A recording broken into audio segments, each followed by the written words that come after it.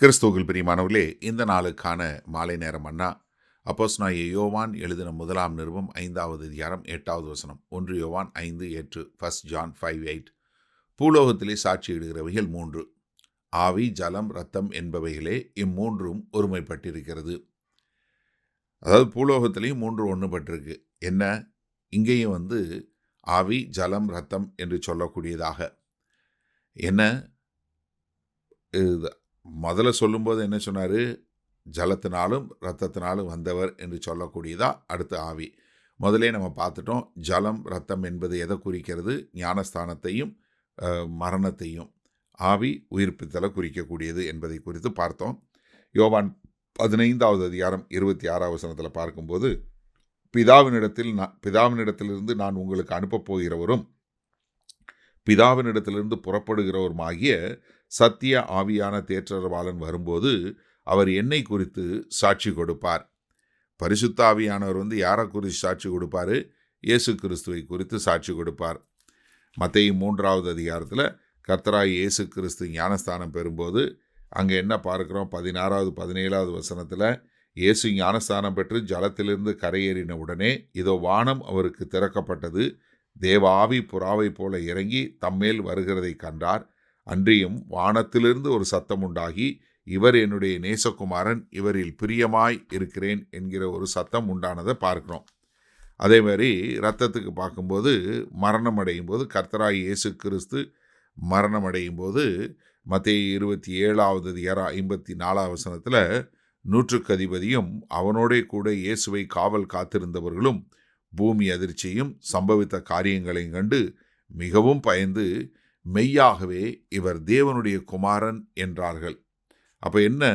அவர்களுக்கு இவர்தான் தேவனுடைய குமாரன் என்று சொல்லி வெளிப்படக்கூடிய ஒரு சாட்சி உண்டாகிறத நம்ம பார்க்குறோம். அது பரிசுத்த ஆவியானவர் கொடுத்ததுங்கிற பார்க்குறோம். எபிரேயர் 9வது அதிகாரம் 14வது வசனத்தில் சொல்லும்போது, நித்திய ஆவியினாலே தம்மை தாமே பழுதற்ற பலியாக தேவனுக்கு ஒப்பு கொடுத்த கிறிஸ்துவனுடைய இரத்தம் ஜீவனுள்ள தேவனுக்கு ஊழியம் செய்வதற்கு உங்கள் மனசாட்சியை செத்த கிரியைகளற சுத்திகரிப்பது எவ்வளவு நிச்சயம். அப்போ என்ன? அவருடைய இரத்தத்தினால நம்முடைய மனசாட்சி சுத்திகரிக்கப்பட்டு அவருக்கென்று வாழக்கூடிய மக்களாக. அப்போ அவர் நம்மளை என்ன பண்ணுறாரு? நம்மளை சுத்திகரிக்கக்கூடிய காரியம். அதனால தான் பரிசுத்த ஆவியானவர் என்ன பண்ணுறாரு? கர்த்தராகிய இயேசு கிறிஸ்துவை வனாந்திரத்துக்கு போகும்படியாக ஏவினார் என்று மார்க் 1வது அதிகாரம் 12வது வசனத்தில் பார்க்குறோம்.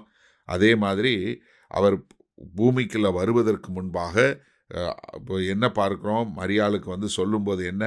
தேவதூதன் மரியாள்கிட்ட சொல்லும்போது, லூக்கா 1:35 சொல்லும்போது, தேவதூதன் அவளுக்கு பிரதியுத்தரமாக, பரிசுத்த ஆவி உன்மேல் வரும், உன்னதமானவருடைய பலன் உன்மேல் நிழலிடும், ஆதலால் உன்னிடத்தில் பிறக்கும் பரிசுத்தம் உள்ளது தேவனுடைய குமாரன் என்று எண்ணப்படும். அப்போ அவருடைய பிறப்பு, அவருடைய ஞானஸ்தானம், அவருடைய உயிர்த்தெழுதல், அவருடைய மரணம், உயிர்த்தெழுதல் எல்லாவற்றிலுமே பரிசுத்த ஆவியானவருடைய காரியத்தை பார்க்குறோம். அதனால தான் அப்போஸ்தலனாகிய 10வது அதிகாரம் 38வது வசனத்தில், நசரேயனாகிய இயேசுவை தேவன் பரிசுத்த ஆவியினாலும் வல்லமையினாலும் அபிஷேகம் பண்ணினார். தேவன் அவருடனே கூட இருந்தபடியினாலே அவர் நன்மை செய்கிறவராகவும் பிசாசின் வல்லமை அகப்பட்ட யாவரையும் குணமாக்குகிறவராயும் சுற்றி திரிந்தார். அப்போ என்ன? 3 காரியமும் பூமியில் சாட்சி கொடுக்கிறது. சரி, இந்த நாளில் இந்த வசனத்தை நம்ம எப்படி எடுத்துக்கொள்வது? இன்றைக்கும் பூலோகத்தில் நமக்கு சாட்சி கொடுக்கக்கூடியது யார்? பரிசுத்த ஆவியானவர். ஏன்னா நம்ம கர்த்தராகிய இயேசு கிறிஸ்து பிறப்பிலிருந்து அவர் இறந்து உயிர்த்தெழுத வரைக்கும் பரிசுத்த ஆவியானவர் தான் அவரை எல்லா காரியங்களும் செஞ்சார். அப்போ கர்த்தராகிய இயேசு கிறிஸ்துவனுடைய வாழ்க்கையில் பரிசுத்த ஆவியானவர் தான் அவரை எல்லா காரியங்களையும் வழி நடத்தினார். அவர் உங்களைப் போல என்னை போல ஒரு மாம்சத்தை இரத்தத்தையும் உடையவராய் வந்தார். அவர் மரணம் அடைந்தார். அவருடைய இரத்தத்தினால நமக்கு மீட்பு என்று சொல்லக்கூடிய ஒரு காரியம் உண்டாகிறத நம்ம பார்க்குறோம். அப்போ நமக்கு இன்றைக்கு சாட்சி கொடுக்கிறது என்ன? நமக்கும் அதே ஆவியும் அதே ஜலமும் அதே இரத்தமும் தான் இந்த பூலோகத்தில் நமக்கு சாட்சி கொடுத்து கொண்டிருக்கு.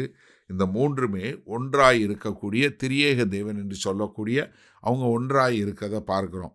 அதனால தான் கர்த்தராகிய இயேசு கிறிஸ்து என்ன சொன்னார்? யோவான் 14வது அதிகாரம் 10வது வசனத்தில் பிலிப்பை பார்த்து சொன்னார், எப்பா நீ என்னைய பார்த்துட்டேன்னா என்னை அனுப்பின பிதாவை நீ பார்த்துட்ட, ஏன்னா நானும் பிதாவும் ஒன்றாய் இருக்கிறோம் என்று சொல்லக்கூடியதா. அப்போ இந்த பூமியில் நம்ம பார்க்கும்போது இந்த மூன்றும் ஒரே சாட்சியாய் கொடுக்கிறத நம்ம காண முடிகிறது.